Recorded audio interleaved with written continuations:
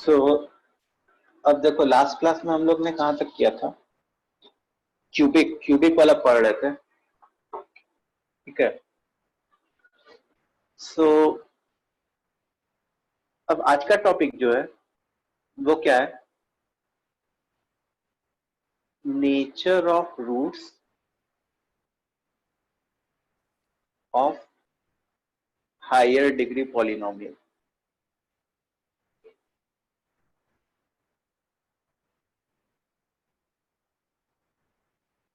ठीक है, nature of roots of higher degree polynomial.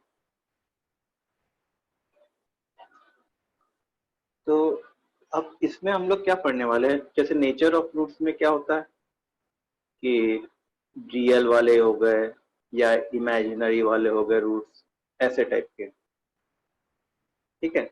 सो अब इसमें एक छोटा सा नोट लिखते हैं। A polynomial of degree n will always have n roots। अगर n डिग्री का पॉलिनोमियल है तो उसके कितने रूट्स होंगे? हमेशा n रूट्स। फिर दूसरा है कि if coefficients of the polynomial are real, if the coefficients of the polynomial are real, then if non-real roots exist,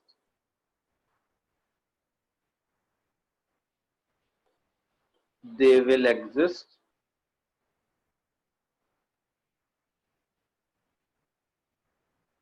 in conjugate pair। They will exist in conjugate pair। तो अगर non real roots exist करते हैं तो वो लोग conjugate pair में exist करते हैं, ठीक है। सो जरूरी नहीं कि नॉन रियल रूट्स एग्जिस्ट करे ही, हो सकता है कि एग्जिस्ट करे, हो सकता है कि ना एग्जिस्ट करे। लेकिन अगर नॉन रियल रूट्स एग्जिस्ट कर रहे हैं किसी n डिग्री पॉलिनोमियल के जिसके कोफिशिएंट्स क्या है? रियल है, तो वो हमेशा कॉन्जुगेट पेयर में एग्जिस्ट करते हैं। सो जैसे मान लो फॉर एग्जांपल एक क्यूबिक है अगर, तो क्यूबिक के कैसे कैसे रूट्स हो सकते हैं? ऑल थ्री रियल रूट्स, तीनों के तीनों रियल रूट्स हो सकते हैं, या एक रियल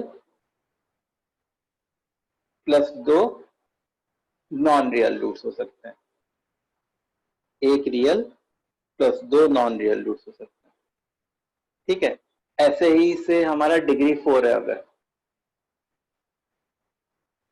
डिग्री 4 पॉलिनोमियल है तो उसकी क्या क्या पॉसिबिलिटी है? उसकी पॉसिबिलिटी है या तो चारों के चारों रियल रूट्स हो जाए, ठीक है। अच्छा, अब अगर दूसरी पॉसिबिलिटी क्या आई? नॉन रियल रूट्स की पॉसिबिलिटी आई। तो नॉन रियल रूट्स के लिए हम लोग को क्या होना चाहिए कि नॉन रियल रूट्स कभी अकेला नहीं होगा, वो जो है पेयर में एग्जिस्ट करेगा। क्या हुआ? आपका आवाज ब्रेक हो रहा है।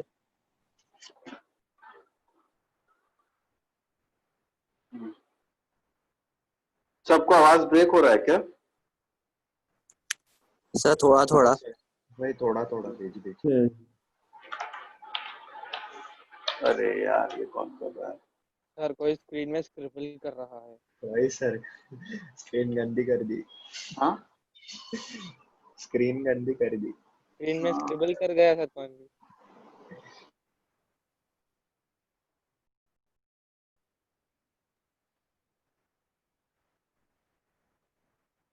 तो रहने दो।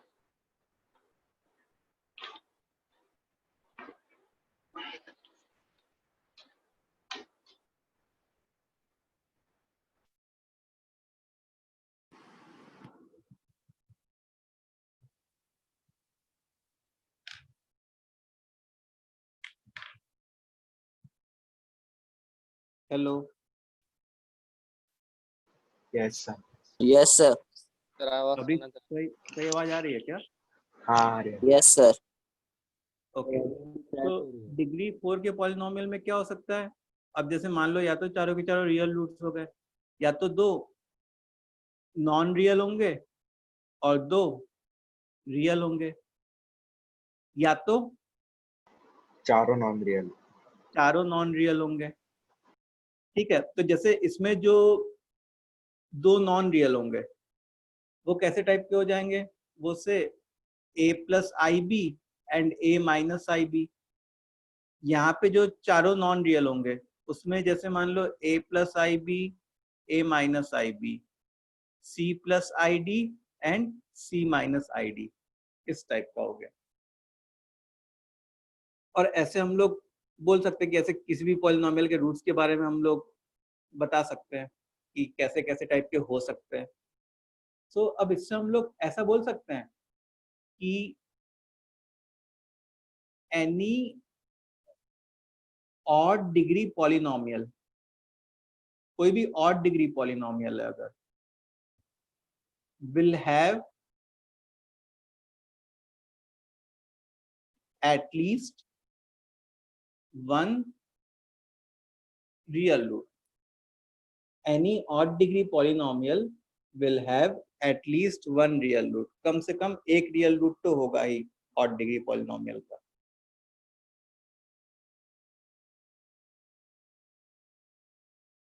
क्लास जो है 317 के अराउंड स्टार्ट हुआ है। ऑड डिग्री पॉलिनोमियल का कम से कम एक रियल रूट क्यों है? क्योंकि ऑड डिग्री पॉलिनोमियल के ऑड नंबर ऑफ रूट्स होंगे। इसका रीजन समझ में आया? क्योंकि ऑड डिग्री पॉलिनोमियल के पास ऑड नंबर ऑफ रूट्स होंगे।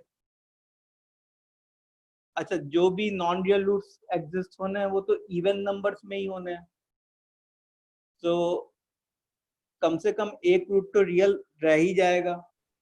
या तो एक रूट रियल हो जाए, या तो एक से मतलब तीन, या तो एक रूट रियल हो जाए, या तो तीन रूट रियल हो जाए, या तो पांच रूट रियल हो जाए, एंड सो ऑन।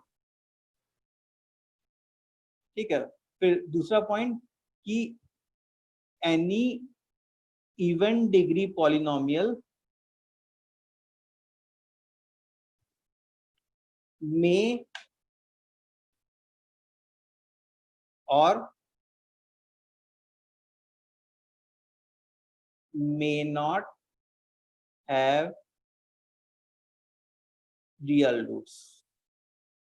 जैसे हम लोग ने अगर ऊपर वाला एग्जांपल देखें तो डिग्री 4 में ये जो पॉसिबिलिटी थी इसमें एक भी रियल रूट नहीं था, और ये जो दो पॉसिबिलिटीज थी उसमें रियल रूट्स एग्जिस्ट कर रहे थे। तो इवन डिग्री पॉलिनोमियल में क्या होता है कि हो सकता है कि रियल रूट्स हो सकता है कि उसके रियल रूट्स एक भी ना हो, लेकिन ऑड डिग्री पॉलिनोमियल में कम से कम उसके एक रियल रूट होंगे ही। सो इतनी बात सबको समझ में आ गई? हर बच्चे को? सब लोग एक बार कमेंट करेंगे टू एवरीवन वाले में, चैट बॉक्स में कमेंट करो।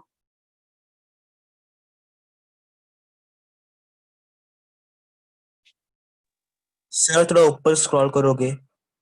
कर रहा हूँ।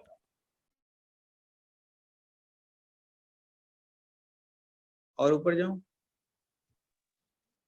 नहीं सर, बस।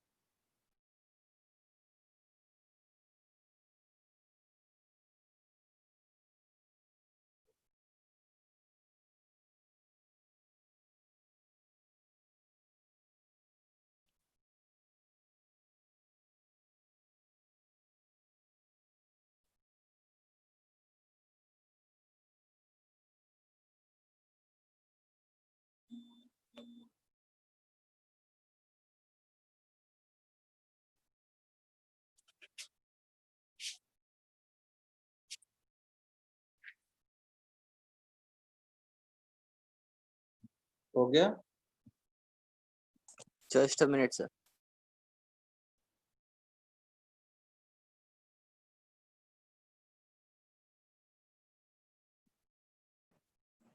सर थोड़ा सा और नीचे करो ना। क्या हुआ? और नीचे जाऊं?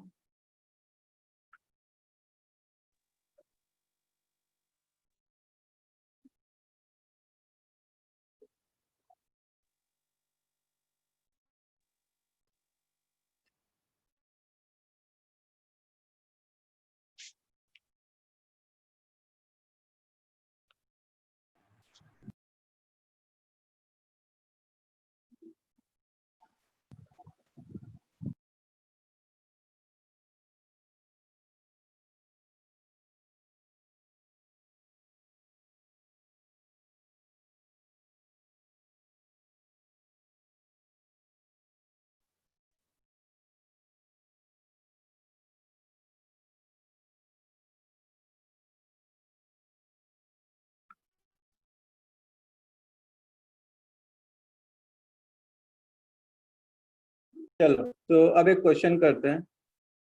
Yes.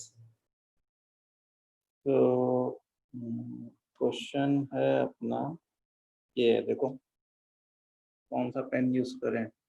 ब्लू यूज करते हैं।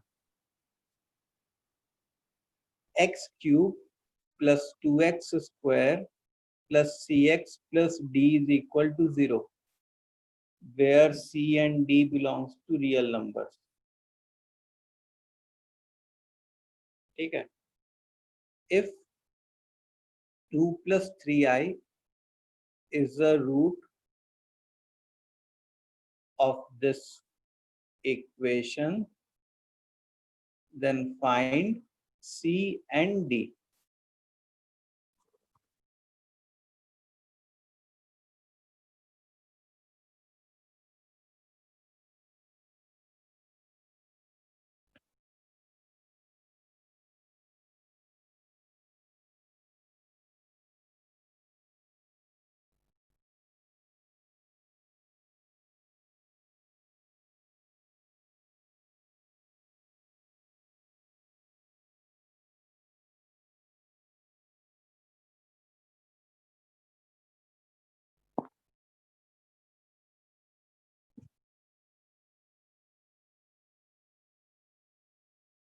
सर 1 मिनट क्वेश्चन दिखाओ ना। एक रूट क्या था? 2 plus 3i.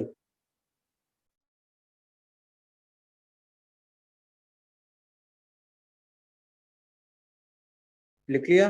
इसको पहला पॉइंट देखना था।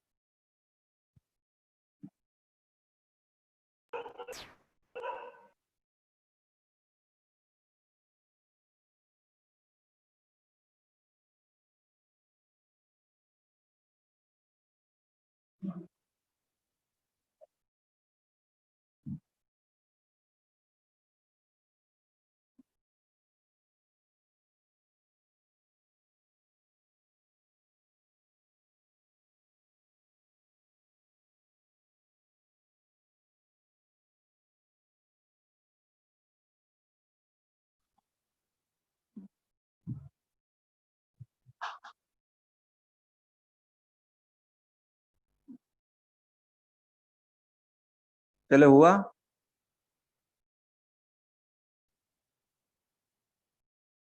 Yes, sir.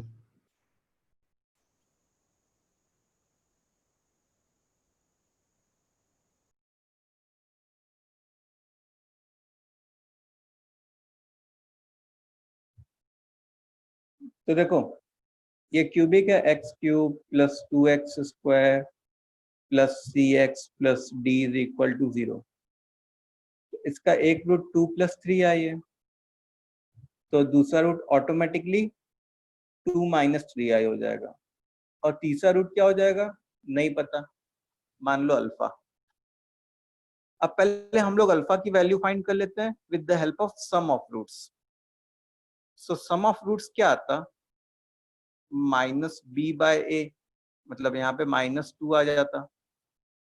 और इन तीनों का जब तुम सम करते then you will get what, 2 + 3i plus 2 - 3i plus alpha is equal to -2। So alpha की वैल्यू -6 आ गई। आई थिंक अल्फा की वैल्यू क्या आ गई, -6। ठीक है, ओके। सो अल्फा की वैल्यू -6 आ गई। अब हम लोग को क्या करना है, सी और डी निकालना है। तो सी एक तरीके से जब मैं S2 लिखने जाता तो वो c/1 होता। और S2 का क्या मतलब है, ये जो तीनों रूट्स हैं, एक है 2 + 3i, एक है 2 - 3i और एक है -6, उसमें दो दो को लेके मल्टीप्लाई कर देना। तो पहले से इन दोनों को लिया तो क्या बन गया, 2 + 3i इंटू 2 - 3i। फिर से इन दोनों को लिया तो -6 टाइम्स 2 - 3i। फिर इन दोनों को लिया तो -6 टाइम्स 2 + 3i। अब देखो ये तो a + b into a - b बन गया, मतलब 4 - 9i²। और कहीं भी i² दिखे उसको तुमको क्या रिप्लेस करना है, -1 से रिप्लेस करना है। -1. ठीक है, मतलब एक तरीके से अगर मैं थोड़ा सा कैलकुलेशन रिड्यूस करना चाहूँ तो यहाँ पे 4 + 9 लिख दूंगा। फिर ये -12 + 18i, फिर -12 - 18i। तो 18i 89 कैंसिल हो गया। 13 - 24 कितना होता है, -11। तो ये किसकी वैल्यू आ गई तुम्हारी, c की value. This is what, the value of c। अब d के लिए निकालने के लिए क्या करना पड़ेगा, प्रोडक्ट ऑफ रूट्स निकालना पड़ेगा। फिर से वही क्यूबिक लिख लिया, x³ + 2x² + cx + d minus plus minus, मतलब -d is equal to 2 + 3i into 2 - 3i into तीसरा रूट हमारा -6 आया था आई थिंक। अब माइनस माइनस कैंसिल हो गया तो d is equal to 6 times 4 + 9, मतलब 6 इंटू 13। तो d की वैल्यू क्या आ गई हमारी, 78। तो वैल्यू ऑफ d इज 78। ठीक है, सो c की वैल्यू -11 एंड d की वैल्यू 78।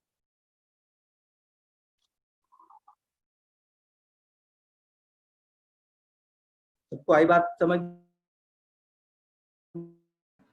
हाँ Yes, सर। sir. हाँ सर। हाँ सर। फिर वॉइस लैग हो रहा है।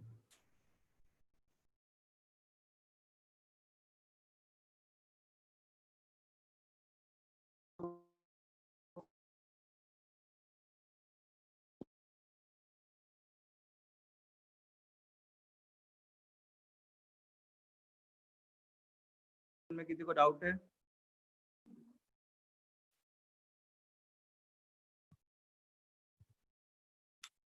चलो ठीक है, नेक्स्ट क्वेश्चन करते हैं।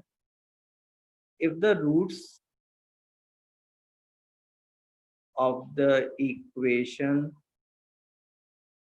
x cube plus px square plus qx minus 19 is equal to 0 are each one more than roots of the equation x cube minus ax square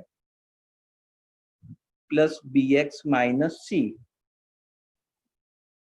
Then find a plus b plus c.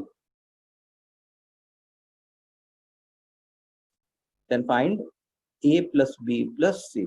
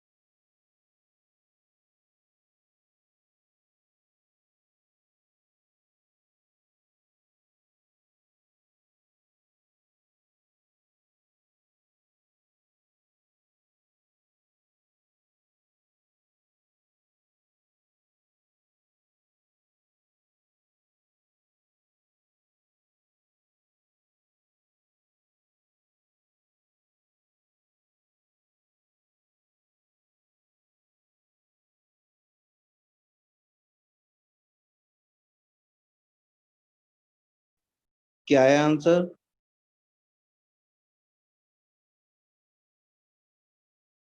सही है, सही है, good.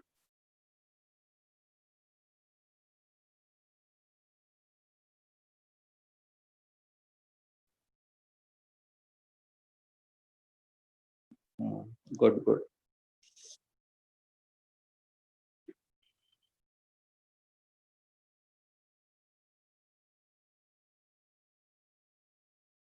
Okay, सो इसको देखते हैं.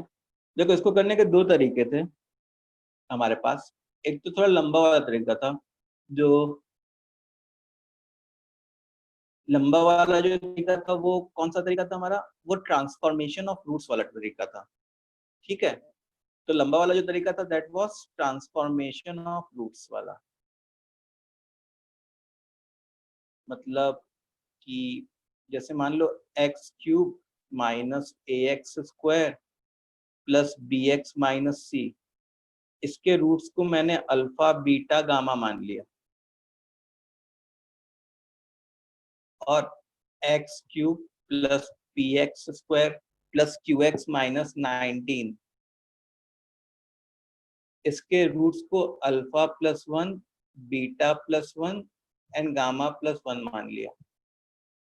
तो मैंने क्या सोचा कि एक काम करते हैं, इस क्यूबिक की हेल्प से एक और क्यूबिक फॉर्म करते हैं जिसके roots alpha plus 1 beta plus 1 and gamma plus 1 हो।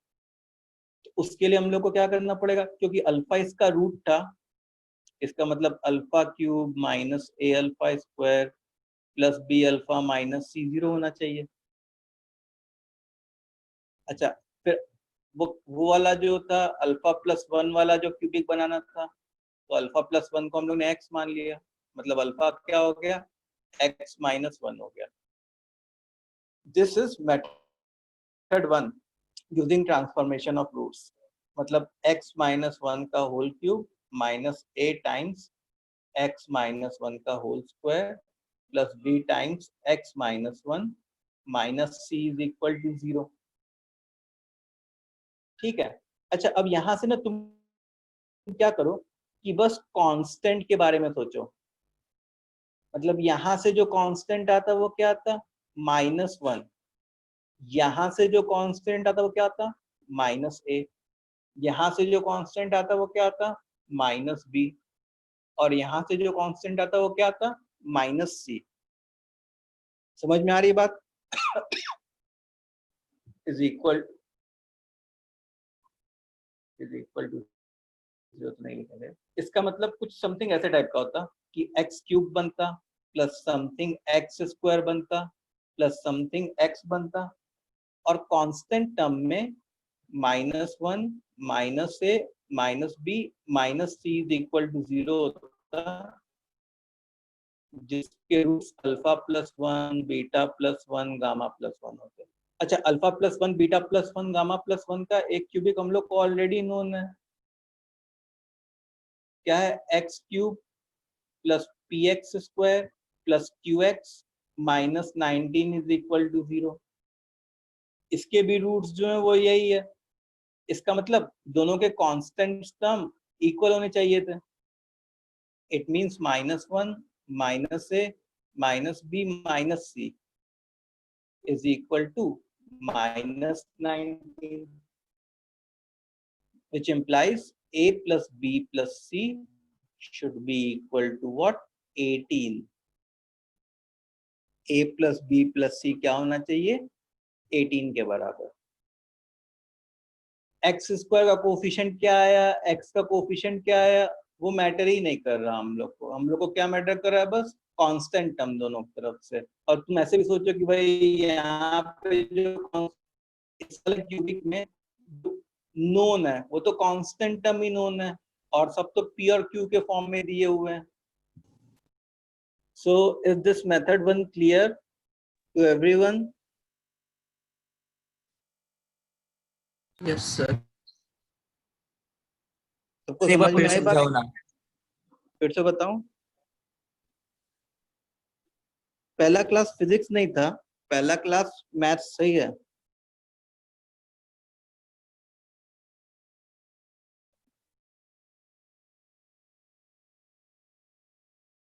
हाँ, क्या कह रहा था, फिर से समझाऊं ना।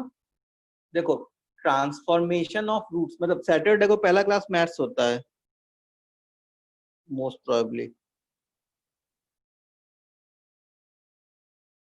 हाँ, तो ट्रांसफॉर्मेशन ऑफ, जैसे मान लो एक्स क्यूब माइनस ए x square minus B x minus C, इसके रूट अल्फा बीटा गामा है, and X cube plus P x square plus Q x minus 19, इसके रूट्स क्या क्या है, alpha plus 1 beta plus 1 gamma plus 1। तो मैंने क्या सोचा कि ठीक है, इस क्यूबिक की हेल्प से with the help of this cubic, I will form another cubic whose roots are alpha plus 1, beta plus 1, gamma plus 1. तो उसके लिए क्या किया हम लोगों ने, ट्रांसफॉर्मेशन ऑफ रूट्स का कंसेप्ट लगाया हम लोगों ने. तो क्योंकि अल्फा इसका रूट था, मतलब उसको सेटिस्फाई करना चाहिए था. Alpha cube minus A alpha square plus B alpha minus C. ठीक है. अब हम लोग को ट्रांसफॉर्मेशन ऑफ रूट्स से वो क्यूबिक फाइंड करना है जिसके ये रूट्स हैं. तो रिक्वायर्ड रूट को हम लोग x मान लेते थे. तो अल्फा क्या बन जाता था, x माइनस 1. और फिर अल्फा की जगह मैंने x माइनस 1 पुट कर दिया हर जगह. उसके बाद मैंने क्या किया कि हर टर्म से ना बस कांस्टेंट्स कौन कौन से प्रोड्यूस हो रहे हैं. तो यहाँ से जो कांस्टेंट प्रोड्यूस होता है वो क्या होता, -1 होता. यहाँ से जो कांस्टेंट प्रोड्यूस होता इसमें 1 होता, और वो माइनस ए से मल्टीप्लाई हो रहा था तो माइनस ए, इसमें माइनस बी, और इसमें माइनस सी. और अगर तुमको मतलब डायरेक्टली ऐसे नहीं देख रहा तो तुम क्या कर लेना, एक कांस्टेंट पर आवाज ब्रेक हुआ, समझा सर नहीं आपका कोई. आवाज क्रैक हो रहा है. ब्रेक हो Yes, sir. कितनी देर, मतलब अभी ठीक है. हेलो, सर थोड़ा थोड़ा हो ही रहा है क्रैक. अच्छा Yes, sir.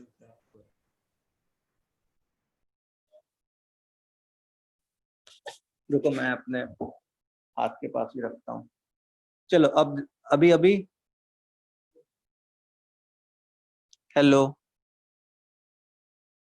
Yes, sir. अभी ठीक है. ओके. तो मैंने कांस्टेंट टर्म को इधर से कलेक्ट किया तो वो ये आया -1 minus a minus b minus सी. अच्छा, इस क्यूबिक का रूट क्या है alpha plus 1 beta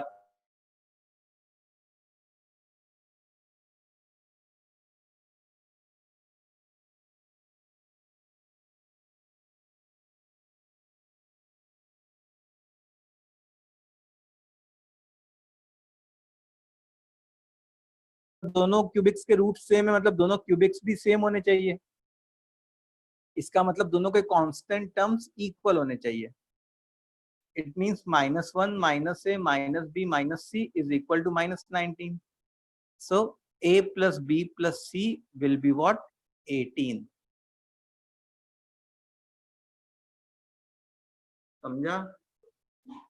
sir Yes, sir. Okay. अच्छा, अब इसका मेथड 2 देखो. मेथड 2 अगर मेरे को स्ट्राइक कर गया होता तो बहुत जल्दी क्वेश्चन सॉल्व हो जाता. कितने लोगों ने, जिन्होंने सॉल्व किया उन्होंने मेथड 1 से किया कि कैसे किया?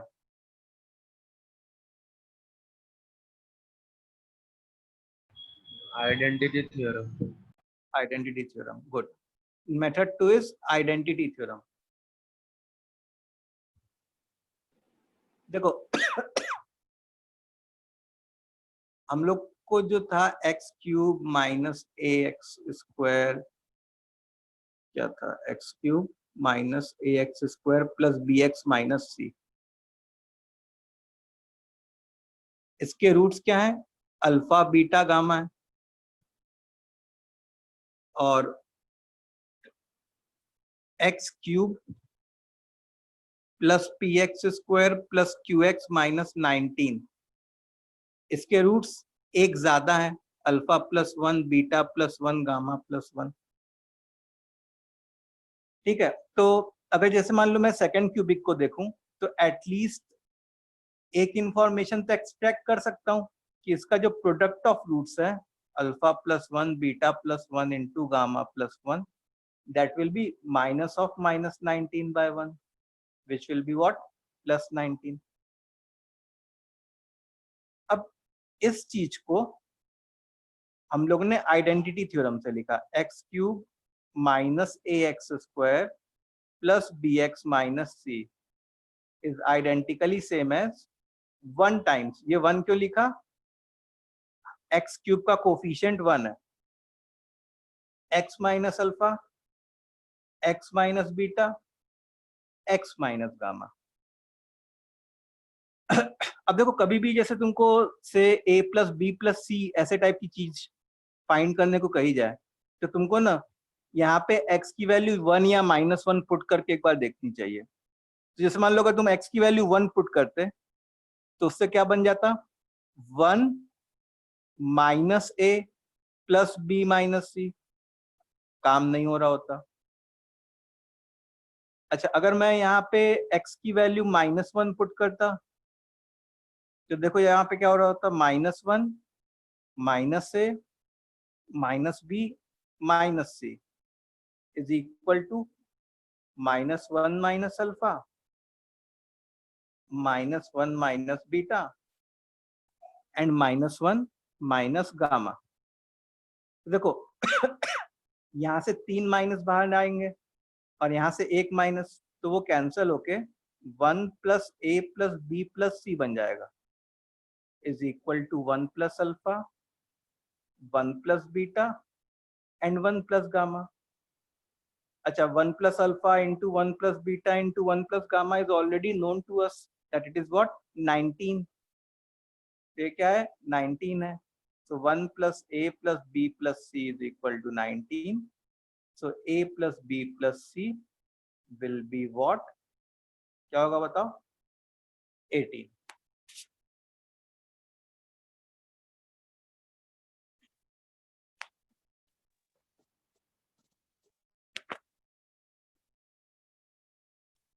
समझ में आया? मेथड 2 समझ में आया यूजिंग आइडेंटिटी थ्योरम?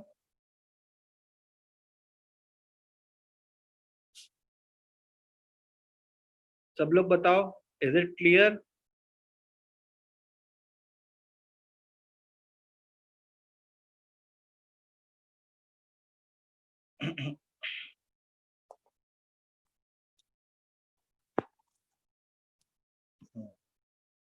सर आपने एक असाइनमेंट भेजी थी उसका क्वेश्चन था ना ये?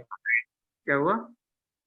अच्छा असाइनमेंट में क्वेश्चन था क्या? आपने एक असाइनमेंट भेजे थे ये वाला। अच्छा हो सकता है, चलो बढ़िया। ये सबको क्लियर है अब ये क्वेश्चन? दोनों मेथड्स क्लियर है ना? Yes, sir. सर कब कौन से मेथड यूज करने की? तुम कोई भी यूज कर सकते हो, दोनों मेथड से सॉल्व हो रहा है, तुम कोई भी मेथड यूज कर सकते हो। मेथड 1 जो है वो थोड़ा लंबा है और मेथड 2 जो है वो थोड़ा छोटा है, लेकिन मेथड 2 इतनी जल्दी स्ट्राइक करे जरूरी नहीं है,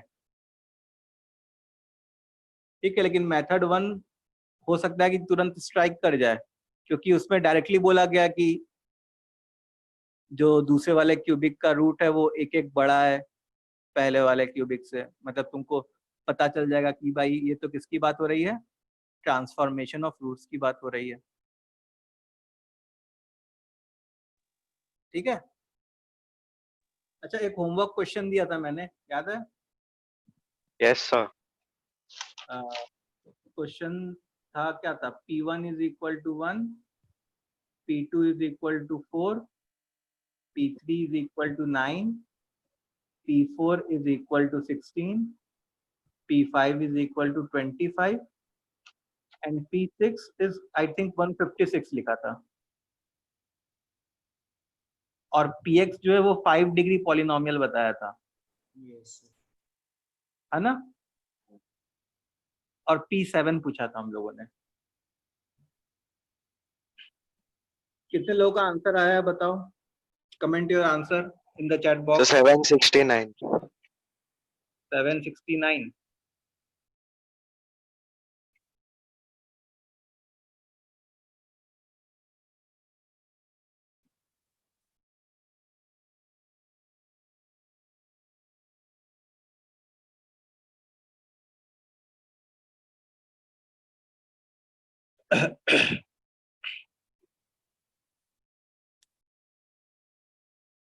बाकी लोगों ने नहीं किया? तुम लोग पढ़ाई लिखाई नहीं कर रहे हो क्या भाई?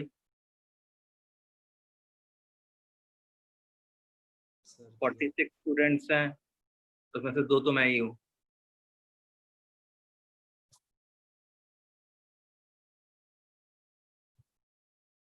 चलो, अच्छा यहाँ पे अगर तुम ऑब्जर्व करो तो हम लोग को पैटर्न किस में दिख रहा है? सर P1 से शुरू के 5 X में square पैटर्न होता है। शुरू के 5 में पैटर्न दिख रहा है हम लोग को, ठीक है, स्क्वायर है उसका। स्क्वायर है, हाँ, अंदर वाले का स्क्वायर है ये, 1 का होल स्क्वायर, 2 का होल स्क्वायर, 3 का होल स्क्वायर।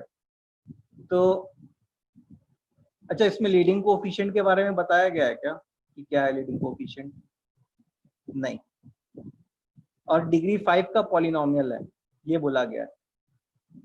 तो हम लोग ने ऐसे लिख दिया a times x minus 1 into x minus 2 into x minus 3 into x minus 4 into x minus 5 plus x square plus x square. तो px is a times x minus 1 into x minus 2 into x minus 3 into x minus 4 plus x square.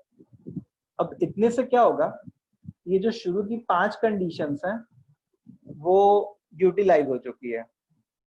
P1 जो है 1 आ गया, P2 जो है 4 आ गया, P3 9, P4 16, P5 25।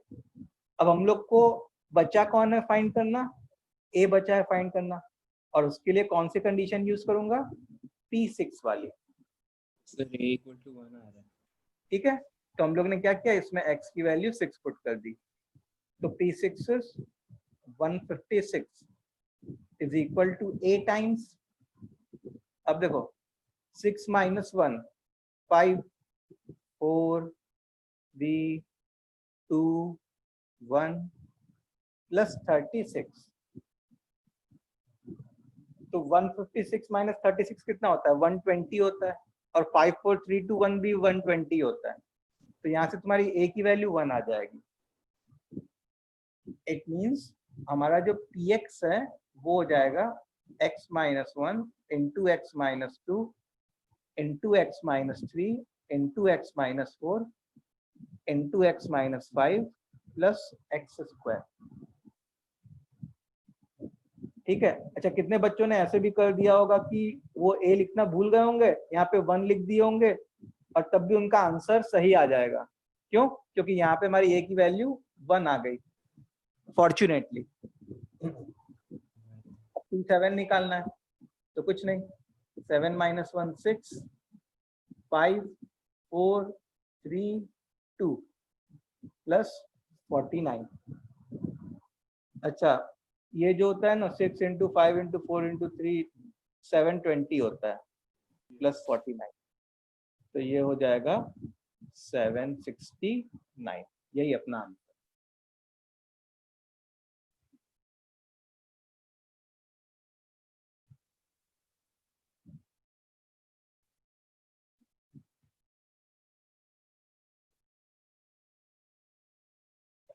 आया समझ में?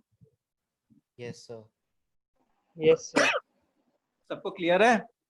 Yes, sir. Yes, sir. Okay.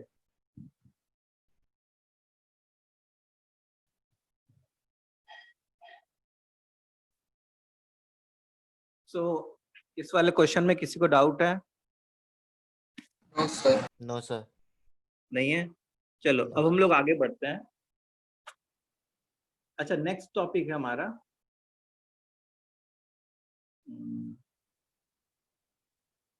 Common roots.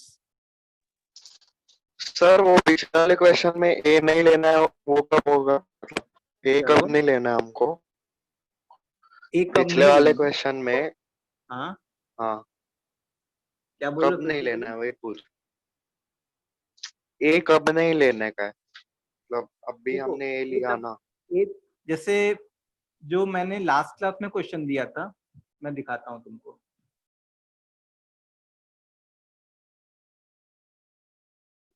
ये लास्ट क्लास का क्वेश्चन था। अच्छा नहीं, ये तो अभी का ही है।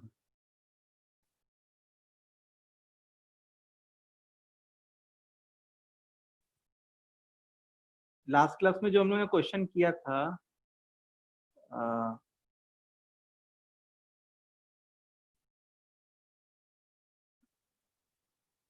ये उसमें क्या था कि लीडिंग कोफिशिएंट 1 दे के रखा था, इसलिए हम लोग को एक ही वैल्यू नहीं लेनी पड़ी थी, मतलब एक ही वैल्यू एक तरीके से हाँ 1 सर, लेनी पड़ी थी। हाँ सर, समझा समझा। ठीक है, इस क्वेश्चन में नहीं दिया हुआ है।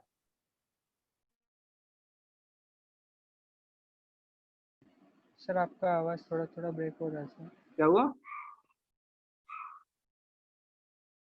आवाज ब्रेक हो रहा है। नो सर, नहीं कुछ नहीं। ओके, सो हम लोग नया टॉपिक स्टार्ट करते हैं।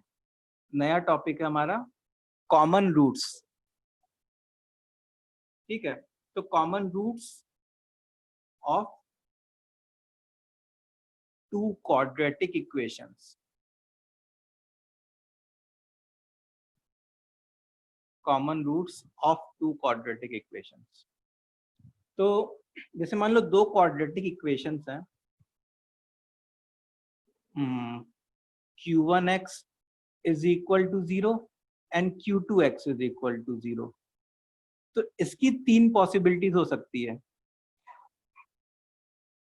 तीन पॉसिबिलिटीज मतलब इनके रूट्स के बारे में, कि कोई भी कॉमन रूट ना है, दोनों में कोई भी कॉमन रूट ना है।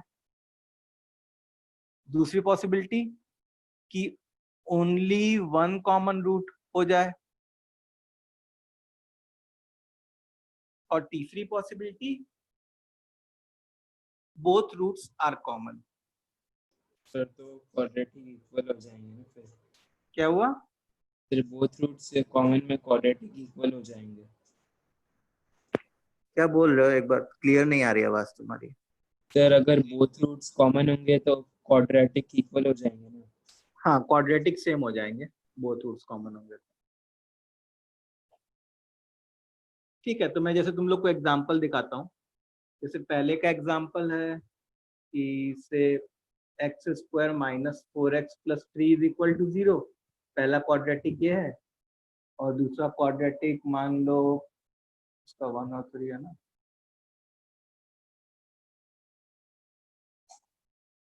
X square minus 6x plus 8 is equal to 0। ठीक है, तो इसके रूट्स जो है वो 1 और 3 है, और इसके रूट्स क्या है? 2 और 4 है। तो देखो इन दोनों में कोई भी रूट कॉमन नहीं है, तो ये पहले का एग्जांपल हो गया। अच्छा, दूसरे का एग्जांपल क्या हुआ? जैसे मान लो X square minus 4x plus 3 is equal to 0 and X square minus 5x plus 6 is equal to 0। ठीक है, अच्छा इसका रूट जो है वो 1 और 3 है, और इसका रूट 2 और 3 है। तो अगर तुम ऑब्जर्व करो तो 3 दोनों में कॉमन आ रहा है, तो हम लोग क्या कहेंगे कि इसमें जो है ओनली वन रूट कॉमन। ठीक है, इसमें क्या है? Only one root common. अच्छा, तीसरा क्वाड्रेट, तीसरे में जैसे मान लो मैं ऐसे लिख लूं x square minus 4x plus 3 is equal to 0, और दूसरे में से मैं किसी 2 से मल्टीप्लाई कर दूं, से हर टर्म को 2 से मल्टीप्लाई कर दूं, 2x square minus 8x plus 6 is equal to 0। तो इसके भी रूट्स 1 और 3 होते हैं, और इसके भी रूट्स 1 और 3 होते हैं। तो हम लोग क्या कहते हैं कि बोथ रूट्स आर कॉमन। अपने क्या कहते हैं कि हमारे दोनों रूट्स क्या है? कॉमन है। एक बार जल्दी से इसको लिख लो, फिर अपने आगे बढ़ते हैं।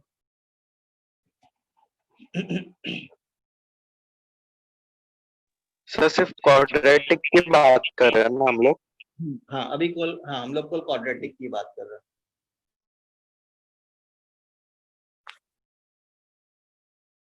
Common roots of two quadratic equations.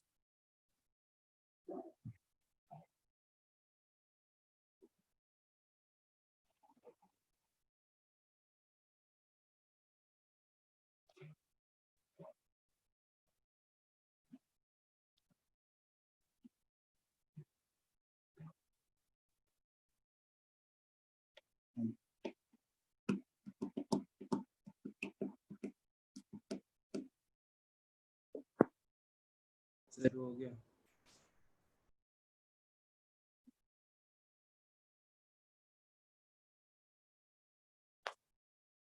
नीचे आओ।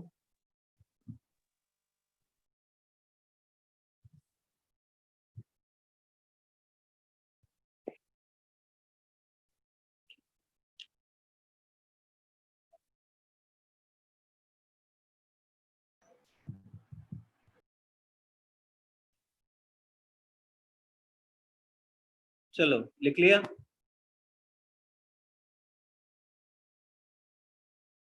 Yes sir. तो हम लोग का एक्चुअली ये जो टॉपिक है ना, टॉपिक क्या है कि जैसे मान लो दो क्वाड्रेटिक है, एक क्वाड्रेटिक है a1x प्लस b1x, ये a1x square plus b1x plus c1 is equal to 0, और दूसरा क्वाड्रेटिक है a2x square plus b2x plus c2 is equal to 0। ये q1 वाला है, ये q2 वाला है। तो हम लोग जो पढ़ने जा रहे हैं, हम लोग क्या पढ़ने जा रहे हैं? Condition between the coefficients, condition between the coefficients. Coefficients मतलब a1 b1 c1, a2 b2 c2।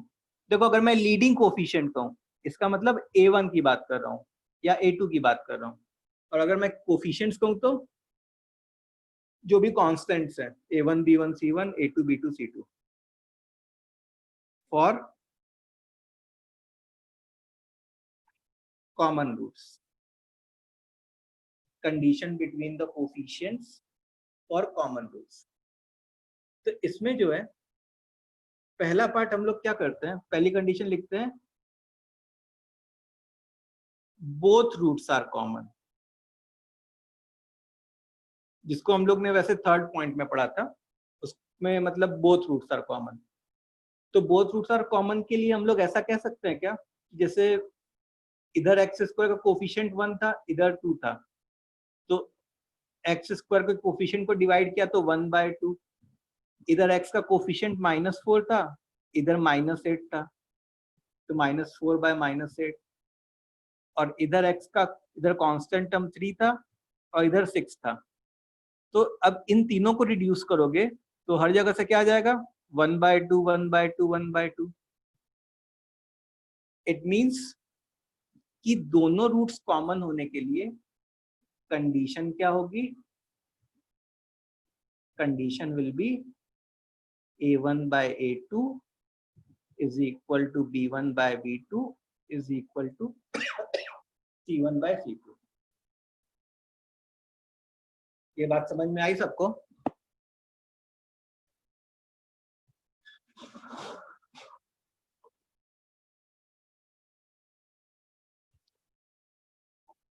बोलो। हाँ सर, ये कोइंसाइडिंग लाइंस वाला ही है ना? लाइंस को अनसाइड कर रही हो, हाँ सर। ठीक है। तो बोथ रूट्स कॉमन के लिए बस यही कंडीशन है, दोनों रूट्स कॉमन हो जाए। अब आता है हमारा सेकंड पॉइंट,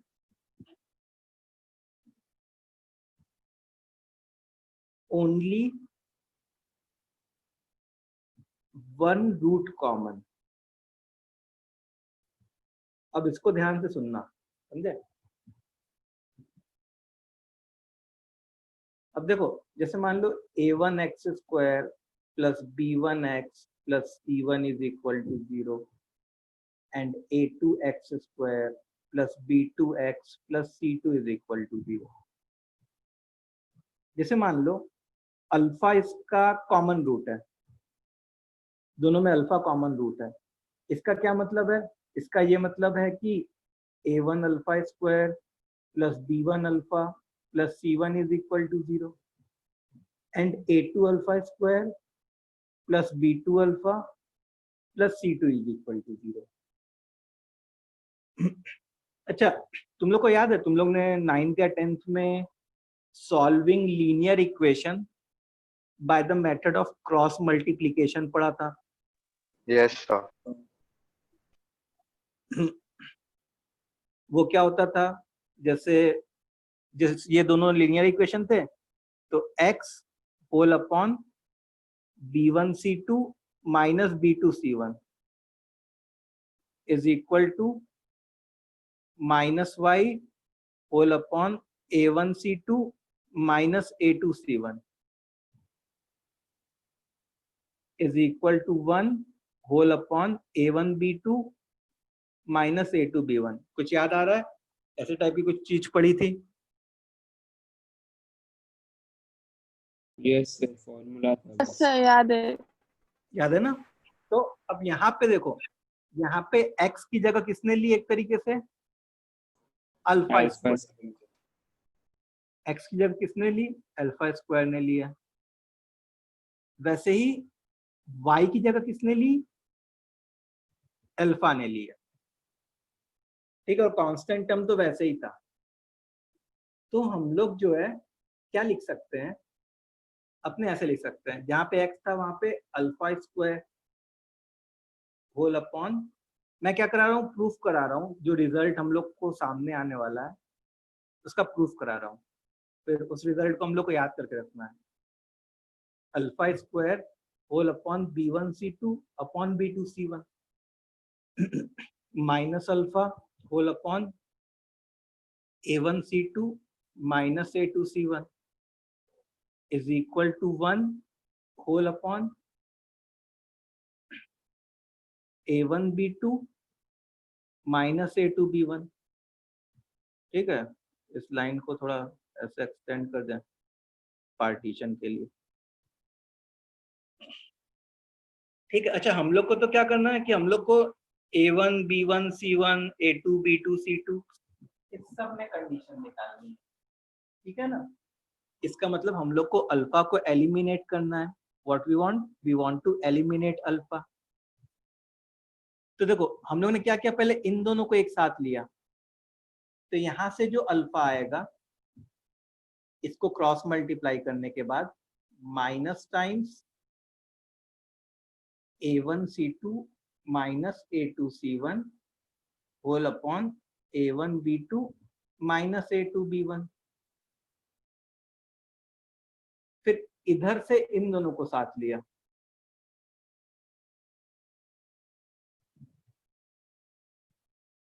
ठीक है? या फिर से हम लोग इसको मिटा के इन दोनों को साथ लें और एक अल्फा कैंसिल कर दें, तो दूसरी जगह से अल्फा क्या आएगा? इस अल्फा को कैंसिल कर दिया तो एक अल्फा बचा और इसको उधर क्रॉस मल्टीप्लाई कर दिया, तो minus times b1c2 minus b2c1 whole upon a1c2 minus a2c1। अब क्योंकि दोनों side left hand side alpha है, मतलब राइट हैंड साइड को भी इक्वल होना पड़ेगा। This means minus of a1c2 minus a2c1 whole upon a1b2 minus a2b1 is equal to minus of b1c2 minus b2c1 whole upon a1c2 minus a2c1। अब देखो ये minus और ये माइनस कैंसिल हो गए। अब क्रॉस मल्टीप्लाई करो तो ये इधर गया, ये इधर गया, सो a1c2 माइनस a2c1 इसका होल स्क्वायर, देखो ये और ये चीज सेम लिखी है, is equal to a1b2 minus a2b1 into b1c2 minus b2c1।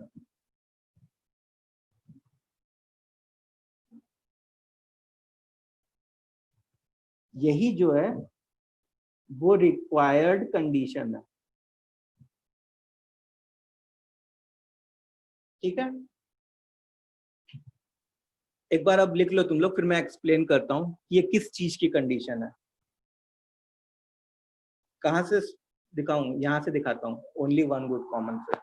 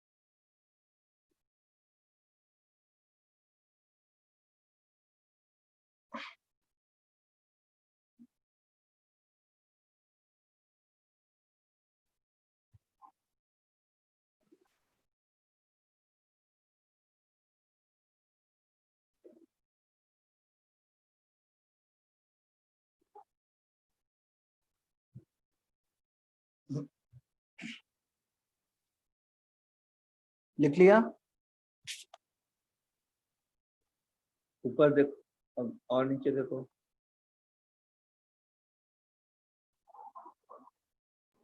Sir ये दोनों इक्वेशन कैसे है? हाँ,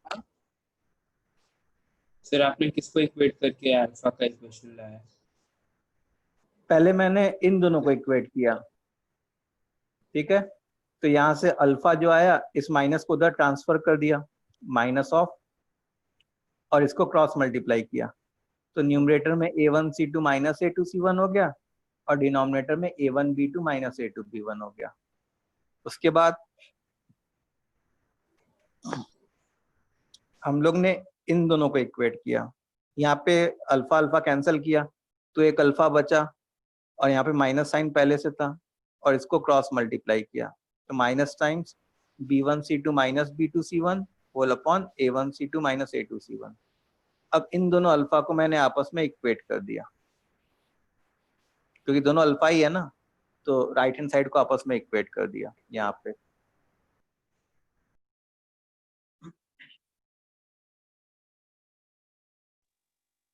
सर हाँ वो अल्फा स्क्वायर है ना?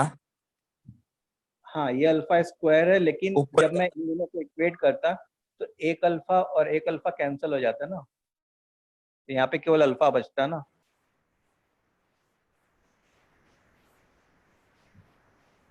हाँ सर, समझा। ठीक।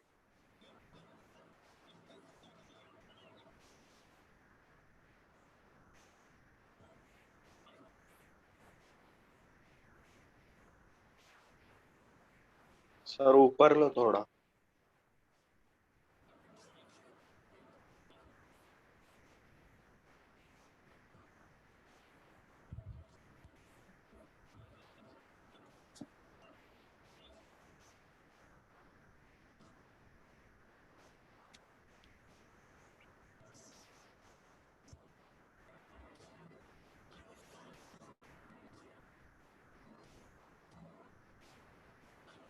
ठीक है, अब इस कंडीशन को याद कैसे रखना है वो देखो।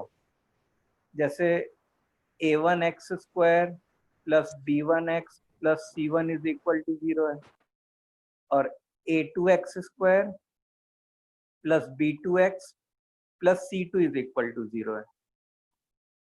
ठीक है, तो इस कंडीशन को तुमको ऐसे याद करना है कि किसी चीज का होल स्क्वायर हो रहा है, तो होल स्क्वायर पता है किसका हो रहा है? एक्सट्रीम वाले का हो रहा है। जैसे इसका और इसका लो, तो a1c2 minus a2c1, this into this minus of this into this,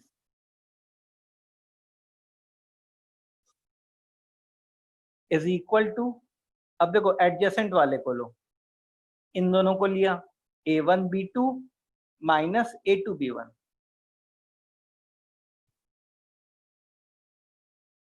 फिर ऐसे ही इन दोनों को एडजेसेंट वालों को लो, तो b1c2 minus b2c1।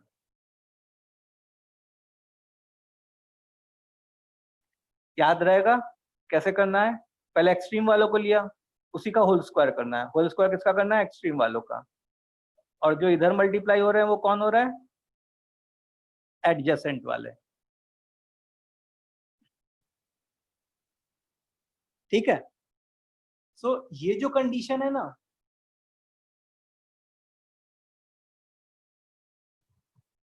This condition is for at least one root common।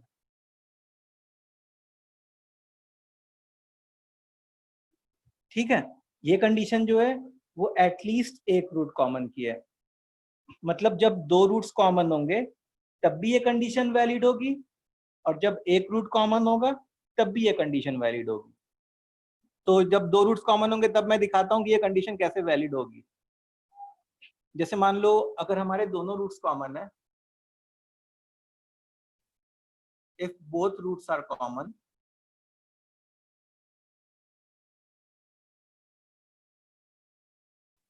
और अपना क्वाड्रेटिक ऐसे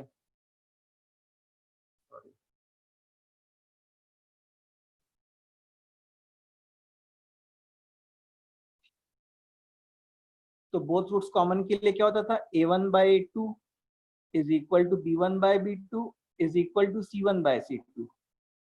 तो अगर इनमें से तुम कोई भी दो को एक साथ लोगे, इक्वेट करोगे, जैसे मान लो इन दोनों को इक्वेट किया, तो you will get what, a1c2 is equal to a2c1, मतलब a1c2 माइनस a2c1 क्या हो जाएगा, 0। तो वो जो हमारी कंडीशन थी वो क्या थी, a1c2 माइनस a2c1 का whole square is equal to a1b2 minus a2b1 into b1c2 minus b2c1। तो देखो जैसे ये वाली क्वांटिटी क्या हो गई, 0 हो गई, मतलब ये 0 हो गया। ऐसे ही जब तुम इन दोनों को इक्वेट कर रहे होते तो a1b2 माइनस a2b1 ये 0 हो जाता, और इन दोनों को इक्वेट कर रहे होते तो b1c2 माइनस b2c1 ये भी 0 हो जाता। ठीक है, तो अगर दोनों रूट्स कॉमन है तो ये वाली कंडीशन ट्रू होगी कि नहीं होगी, ये वाली कंडीशन ट्रू होगी। तो अब इस कंडीशन को अलग से लिखने की जरूरत नहीं है, दोनों रूट्स कॉमन जब हो रहे हो। जब दोनों रूट्स कॉमन हो रहे हो तो ये वाली जो कंडीशन है वो सफिशिएंट कंडीशन है। If both roots are common, if both roots are common,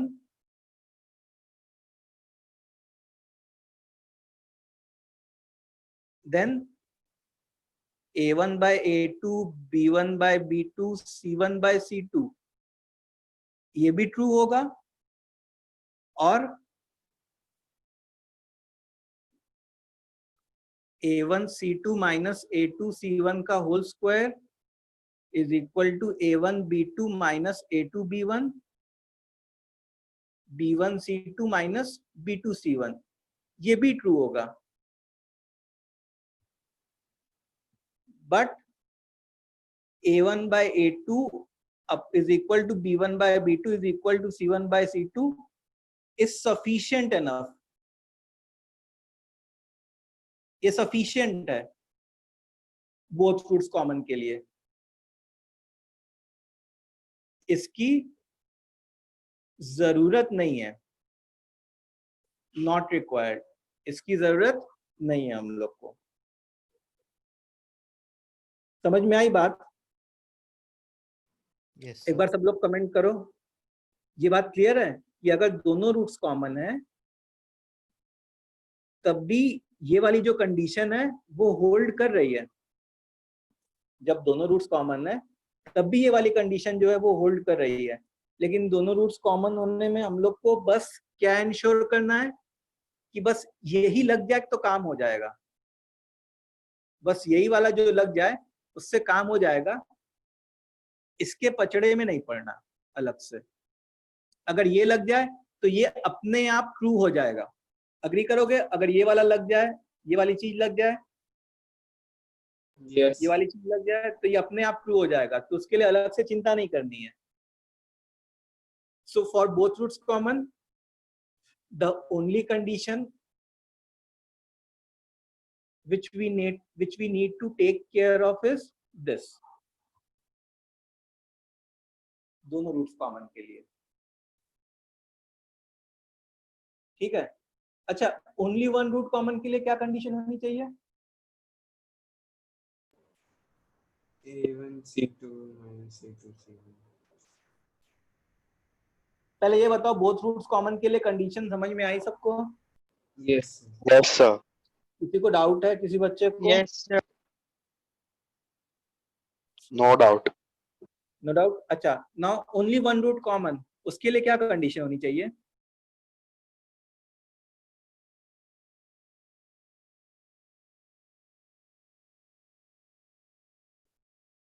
sir अभी जो आपने बताया वो एटलीस्ट के लिए था ना? हाँ, क्या बोल रहे हो? सर वही A1C2 minus A2C1 square is हाँ, equal to B1. सर देखो A1 by equal to B1 by B2 but not equal to C1 by C2 minus A2 C1 whole square is equal to B1 C2 minus B2 C1, वही वाला equation. हाँ, देखो only one root common में हम लोग ऐसा कह सकते हैं क्या, अगर मैं इंग्लिश में इसको इंटरप्रेट करूं कि at least one root common minus both root common, मतलब एटलीस्ट वन रूट कॉमन वाली कंडीशन तो होनी चाहिए, लेकिन बोथ रूट कॉमन वाली कंडीशन नहीं होनी चाहिए, कभी एक रूट कॉमन होगा। इस बात से अग्री करोगे? So at least one root common की कंडीशन क्या थी? A1C2 माइनस A2C1 का whole square is equal to A1B2 minus A2B1 into B1C2 minus B2C1। इसको तो होल्ड करना है, it should hold. And both roots common वाली condition A1 by A2 is equal to B1 by B2 is equal to C1 by C2। It should not hold, इसको hold नहीं करना चाहिए, ठीक है? ये होल्ड करे और ये होल्ड ना करे तब जाके ओनली वन रूट कॉमन आएगा। समझ में आई बात? Yes sir. नीचे वाला करेक्ट नहीं होना चाहिए और ऊपर वाला होना चाहिए। हाँ, नीचे वाला करेक्ट नहीं होना चाहिए और ऊपर वाला होना चाहिए। अच्छा, no roots common,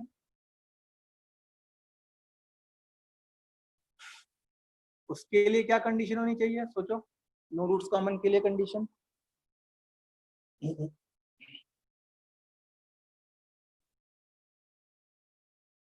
A1 by A2 is not equal to B1 by B2 is not equal to C1 by C2। अच्छा, ये जो कंडीशन लिखी है किसके लिए कंडीशन लिखी है? जो रेड वाले से मैंने किया वो किसके लिए कंडीशन लिखी? one root common at least Least one root common। At least one root common वाली। तो अगर मैं इस कंडीशन को झुटला दूं, नॉट इक्वल टू कर दूं, तो क्या ये नो रूट कॉमन वाली कंडीशन हो जाएगी? एटलीस्ट वन रूट कॉमन अगर नहीं है, इसका मतलब क्या हुआ? no root common, yes sir, हो जाएगा। No root common. हाँ sir at least one root common नहीं है तो उसका मतलब क्या हुआ कि नो रूट कॉमन। तो उसके लिए कंडीशन क्या होगी? A1C2 माइनस A2C1 का whole square is not equal to A1B2 minus A2B1 into B1C2 minus B2C1। ये किसके लिए कंडीशन हो गई? अपने नो रूट्स कॉमन के लिए। This condition is for no roots common. इतनी बात समझ में आई? So if I want to summarize this, अगर मैं समरी लिखना चाहूं,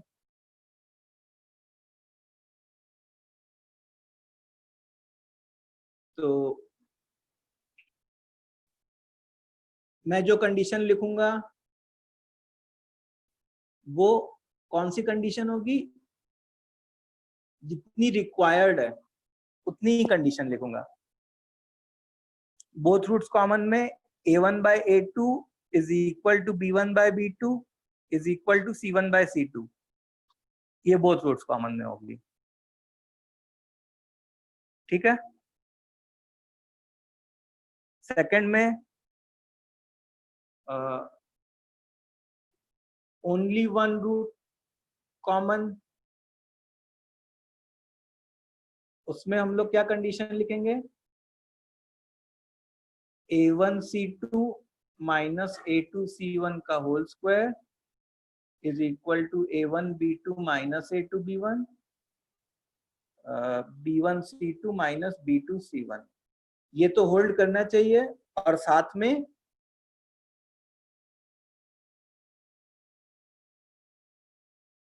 ये होल्ड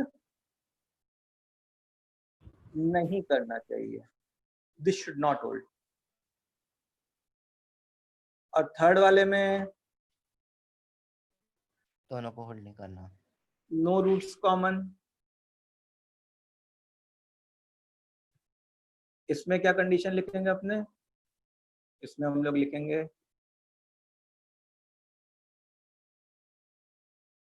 a1c2 माइनस a2c1 का whole square is not equal to a1b2 minus a2b1 into b1c2 minus b2c1। ठीक है, सबको आई बात समझ में? सो ये जो 3 पॉइंट्स हैं ये इंपॉर्टेंट है, इसको ध्यान में रखना है। ये पूरे जितना भी अभी पढ़ाया उसकी समरी है।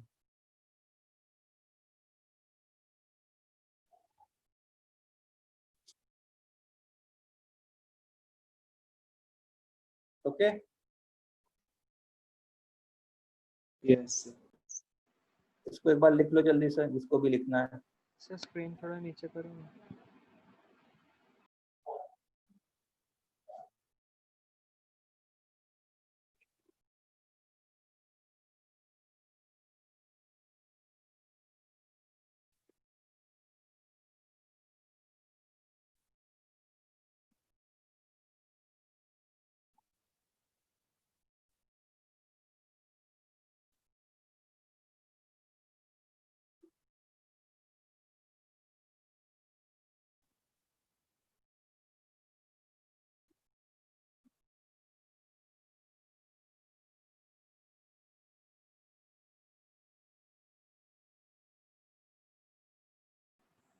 सर स्क्रीन थोड़ा नीचे करो।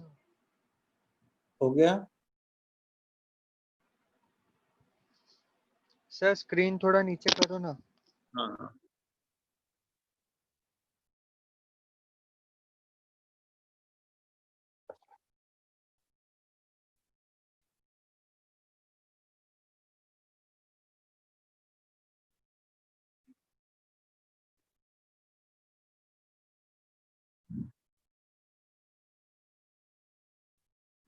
सर हो गया।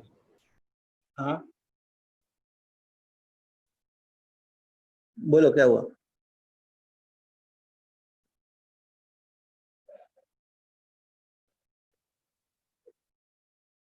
चलो क्वेश्चन किया जाए उसके ऊपर थोड़ा बहुत, कॉमन रूट्स के ऊपर।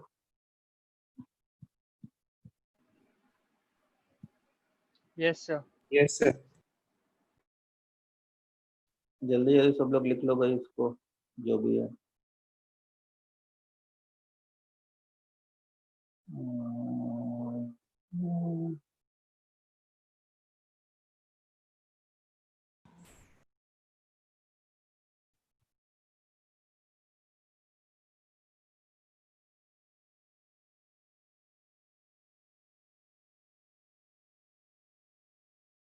चलो, सो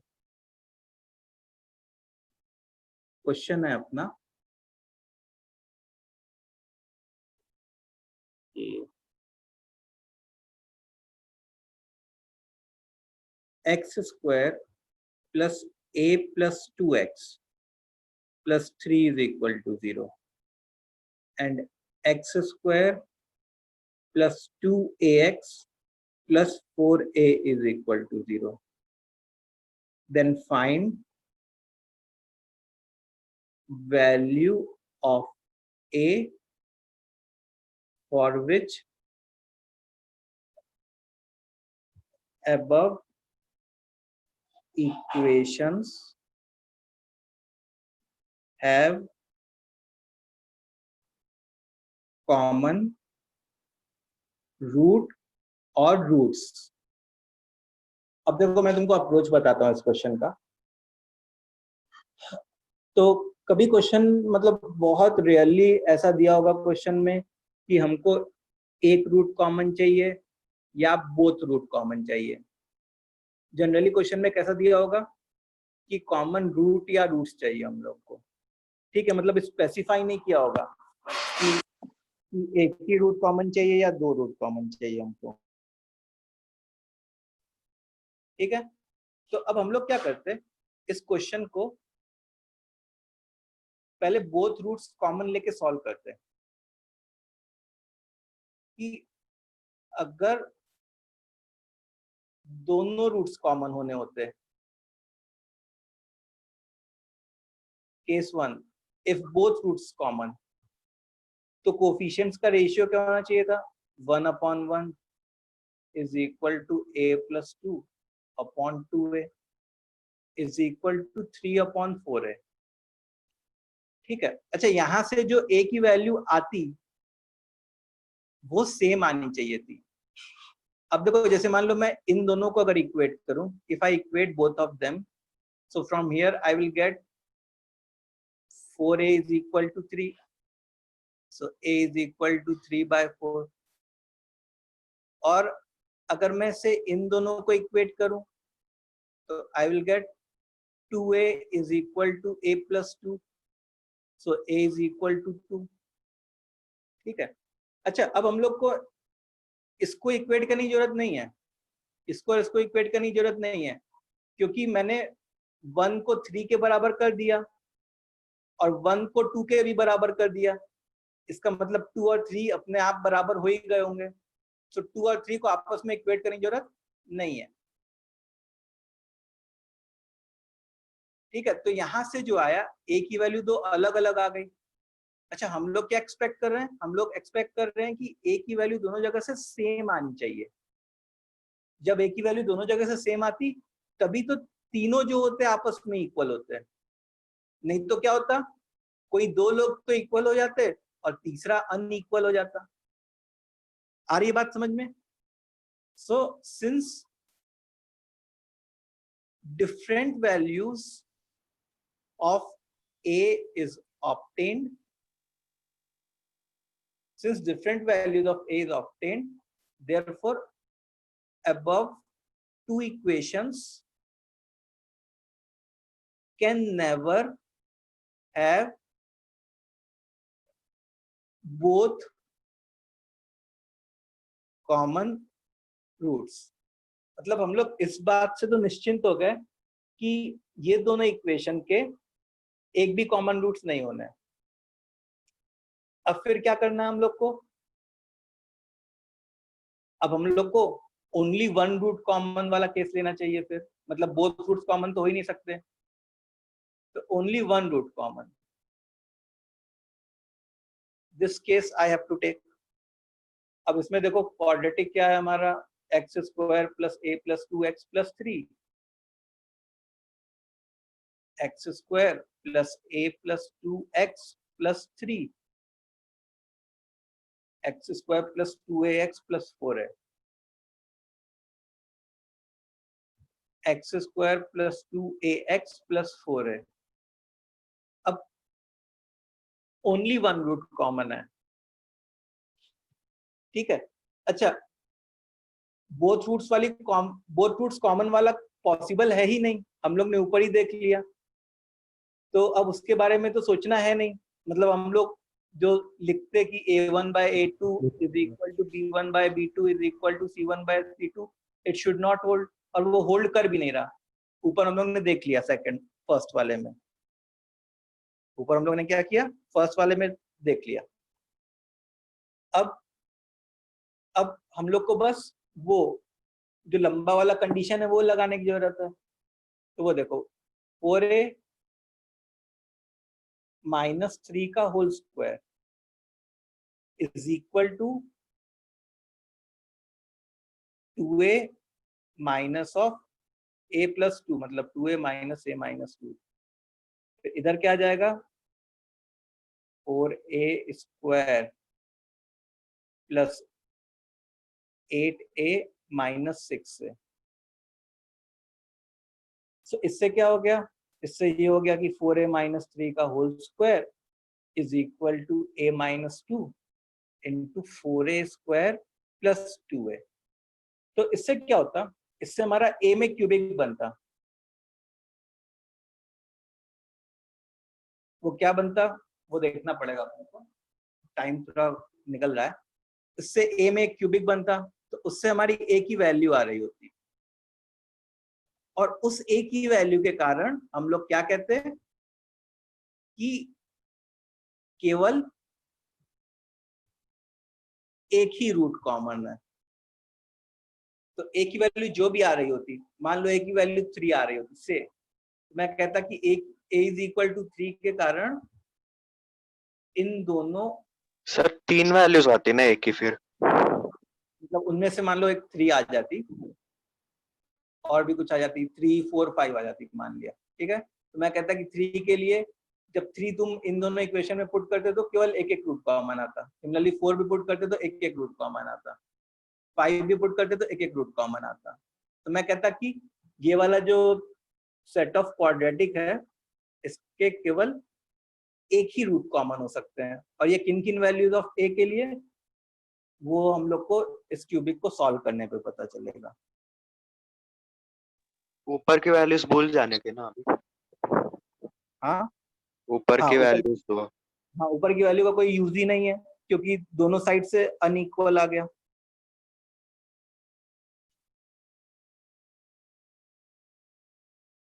ठीक है, और सर ऊपर दोनों इक्वल आ गए तो नीचे वाला करने की जरूरत ही नहीं।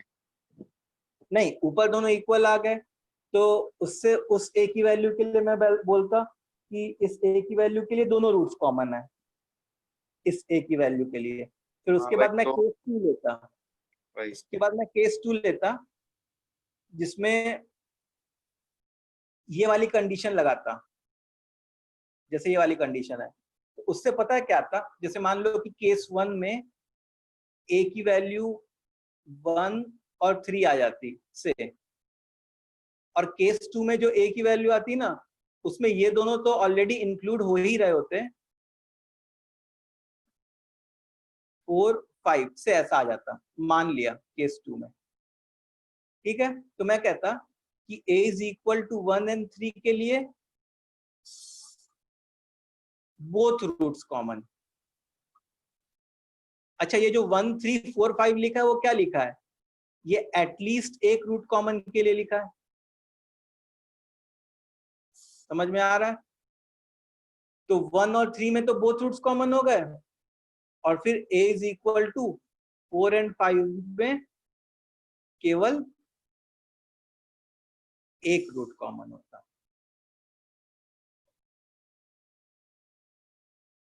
ठीक है, इसको मैं फर्दर नेक्स्ट क्लास में तुम लोग को एक्सप्लेन करता हूँ।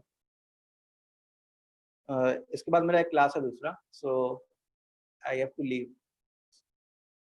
Fine, Yes, sir. ओके, सो